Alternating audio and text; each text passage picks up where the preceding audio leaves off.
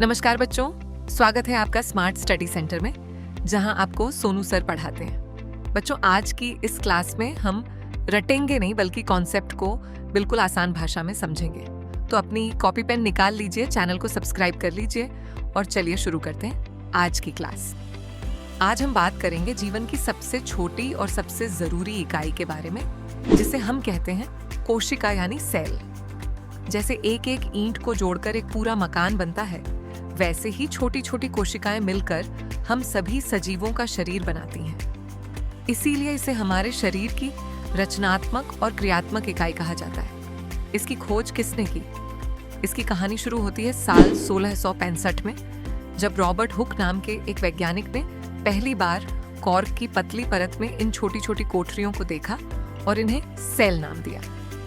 इसके बाद 1674 में एंटोन वॉन ल्यूवेनहॉक ने पहली बार पानी में जीवित कोशिकाओं को देखा। आकार और संख्या कोशिकाओं का आकार बहुत छोटा भी हो सकता है और बड़ा भी। दुनिया की सबसे छोटी कोशिका माइकोप्लाज्मा नाम के बैक्टीरिया की होती है और सबसे बड़ी कोशिका शुतुरमुर्ग का अंडा होती है। हमारे शरीर की सबसे लंबी कोशिका तंत्रिका कोशिका नर्व सेल होती है। अगर जीवों की बात करें तो अमीबा जैसे जीव सिर्फ एक ही कोशिका से बने होते हैं, जिन्हें हम एक कोशिकीय कहते हैं। वहीं इंसान, पेड़ पौधे और बड़े जानवर बहुकोशिकीय होते हैं, जो अरबों खरबों कोशिकाओं से मिलकर बनते हैं। जब बहुत सारी एक जैसी कोशिकाएं मिलती हैं तो वो ऊतक टिश्यू बनाती हैं। ऊतकों से अंग बनते हैं और अंगों से हमारा पूरा शरीर। कोशिका के मुख्य हिस्से कोशिका के अंदर मुख्य रूप से 3 चीजें होती हैं। 1. कोशिका झिल्ली, सेल मेम्ब्रेन। ये कोशिका की बाहरी बाउंड्री है, जो चीजों के अंदर बाहर आने जाने पर नजर रखती है। पौधों में इसके बाहर एक और मजबूत दीवार होती है, जिसे कोशिका भित्ति सेल वॉल कहते हैं, जो उन्हें मौसम और बाहरी खतरों से बचाती है। 2.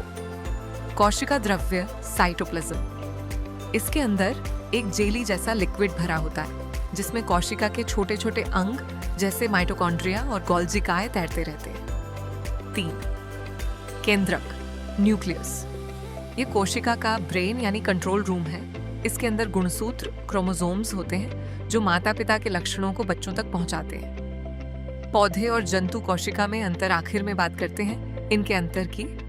पौधों की कोशिकाओं में भोजन बनाने के लिए हरितलवक, क्लोरोफिल और एक बहुत बड़ी रिक्तिका वाक्यूल खाली जगह होती है, जबकि हम इंसानों और जानवरों की कोशिकाओं में हरितलवक नहीं होता और रिक्तिकाएं बहुत छोटी होती हैं।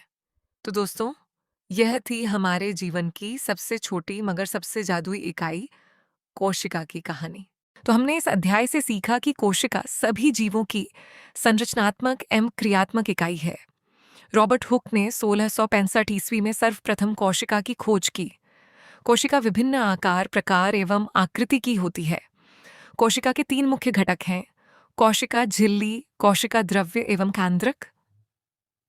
जीव द्रव्य जीवन का भौतिक आधार है। इसमें कोशिका द्रव्य एवं केंद्रक द्रव्य दोनों शामिल हैं।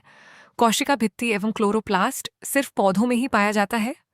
कोशिका द्रव्य में पाए जाने वाले मुख्य कोशिका अंगक हैं हरितलवक, माइटोकॉन्ड्रिया, राइबोसोम, रसधानी आदि। आइए अब हम कक्षा 8 विज्ञान के अध्याय कोशिका संरचना एवं प्रकार्य के सभी अभ्यास प्रश्नों के उत्तर बिल्कुल आसान भाषा में समझेंगे। अगर आप परीक्षा में पूरे अंक लाना चाहते हैं तो इस वीडियो को अंत तक जरूर देखिए। तो चलिए शुरू करते हैं।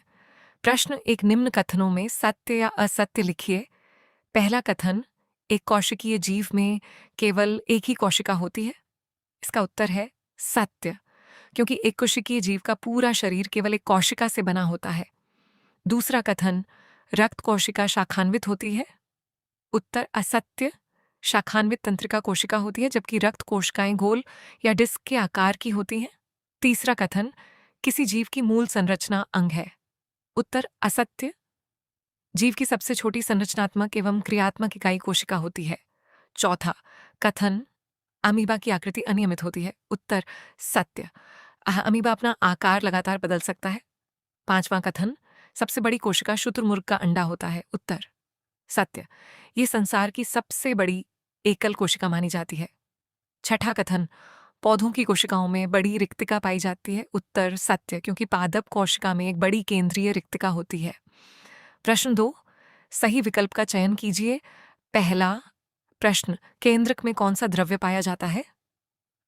सही उत्तर, केंद्रक द्रव्य। दूसरा प्रश्न, जंतु कोशिका में क्या अनुपस्थित होता है? सही उत्तर, कोशिका भित्ति। तीसरा प्रश्न, क्लोरोप्लास्ट कहाँ पाया जाता है?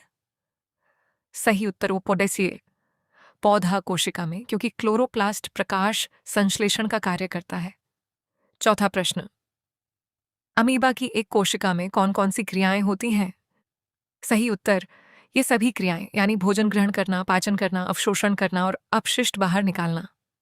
प्रश्न 3, कोशिका झिल्ली को चयनात्मक पारगम्य क्यों कहा जाता है? उत्तर, कोशिका झिल्ली केवल आवश्यक पदार्थों जैसे ऑक्सीजन और पोषक तत्वों को ही अंदर आने देती है तथा अपशिष्ट पदार्थों को बाहर जाने देती है। इसी कारण इसे चयनात्मक पारगम्य झिल्ली कहा जाता है। प्रश्न 4, कोशिका द्रव्य में पाए जाने वाले विभिन्न अंगों के नाम और उनके मुख्य कार्यों को लिखिए। उत्तर, कोशिका द्रव्य में पाए जाने वाले मुख्य अंगक और उनके कार्य निम्नलिखित हैं। सबसे पहले माइटोकॉन्ड्रिया, इसे कोशिका का पावर हाउस कहा जाता है। ये ऊर्जा अर्थात एटीपी बनाता है। दूसरा, राइबोसोम, ये प्रोटीन बनाने का कार्य करता है। तीसरा, गोल्जी काय, ये पदार्थों के संचयन, रूपांतरण और उन्हें पैक करके कोशिका के अंदर या बाहर भेजने का कार्य करता है। चौथा, क्लोरोप्लास्ट, ये केवल पादप कोशिका में पाया जाता है और प्रकाश संश्लेषण द्वारा पौधों के लिए भोजन बनाने का कार्य करता है। पांचवां, अंतःप्रद्रव्य जालिका, यह प्रोटीन और लिपिड के निर्माण तथा परिवहन में सहायता करती है। प्रश्न 5, कोशिका द्रव्य एवं केंद्रक द्रव्य में अंतर लिखिए। ये दोनों द्रवों को संयुक्त रूप से क्या कहा जाता है? उत्तर, कोशिका द्रव्य। ये कोशिका झिल्ली और केंद्रक झिल्ली के बीच में पाया जाने वाला जेली जैसा तरल पदार्थ है जिसमें सभी कोशिका अंगक तैरते रहते हैं। केंद्रक द्रव्य, ये केंद्रक झिल्ली के अंदर पाया जाने वाला गाढ़ा तरल पदार्थ है जिसमें क्रोमेटिन, धागे और केंद्रिका होती है। संयुक्त नाम, इन दोनों द्रवों को संयुक्त रूप से जीव द्रव्य, प्रोटोप्लाज्म कहा जाता है। प्रश्न 6, पौध कोशिका एवं जंतु कोशिका में अंतर स्पष्ट कीजिए। याद रखने का आसान तरीका, ही पादप कोशिका में कोशिका भित्ति होती है, क्लोरोप्लास्ट होता है, बड़ी रिक्तिका होती है, केंद्र किनारे की ओर होता है, जबकि जंतु कोशिका में कोशिका भित्ति नहीं होती, क्लोरोप्लास्ट नहीं होता, छोटी छोटी रिक्तिकाएं होती हैं, केंद्रक बीच में होता है। प्रश्न 7, कोशिका में क्रोमोसोम अथवा गुणसूत्र कहाँ पाए जाते हैं? उनके कार्यों का वर्णन कीजिए। उत्तर, गुणसूत्र केंद्रक के अंदर पाए जाते हैं। इन पर जीन होते हैं। यही माता पिता के गुणों को संतान तक पहुंचाते हैं तथा कोशिका विभाजन में भी महत्वपूर्ण भूमिका निभाते हैं। प्रश्न 8, पौध कोशिका में कोशिका भित्ति का क्या कार्य है? पादप कोशिका में कोशिका भित्ति के मुख्य कार्य निम्नलिखित हैं। ये पौधों की कोशिकाओं को एक निश्चित आकार और मजबूती प्रदान करती है। चूंकि पौधे चल फिर नहीं सकते, इसलिए ये उन्हें तापमान में परिवर्तन, तेज हवा और वायुमंडलीय नमी जैसे बाहरी झटकों से सुरक्षा प्रदान करती है। प्रश्न 9, कोशिका के आकार का जीवों के आकार के साथ कोई संबंध नहीं होता। क्या आप इससे सहमत हैं? यदि हाँ तो अपने उत्तर को स्पष्ट कीजिए। उत्तर, हाँ, हम इस कथन से पूरी तरह सहमत हैं। कोशिका के आकार का संबंध किसी जीव के शरीर के आकार से नहीं होता है। उदाहरण के लिए, एक हाथी की कोशिकाएं चूहे की कोशिकाओं से आकार में बड़ी हों, ऐसा बिल्कुल जरूरी नहीं है। कोशिका का आकार पूरी तरह से उसके कार्य पर निर्भर करता है। जैसे तंत्रिका कोशिका संदेश भेजने का कार्य करती है, इसलिए वह हाथी और चूहे दोनों में ही लंबी और शाखान्वित होती है ताकि शरीर में संदेशों का संचार ठीक से हो सके। तो बच्चों, आज के टॉपिक में बस इतना ही।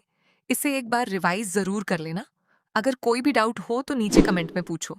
मिलते हैं अगली क्लास में।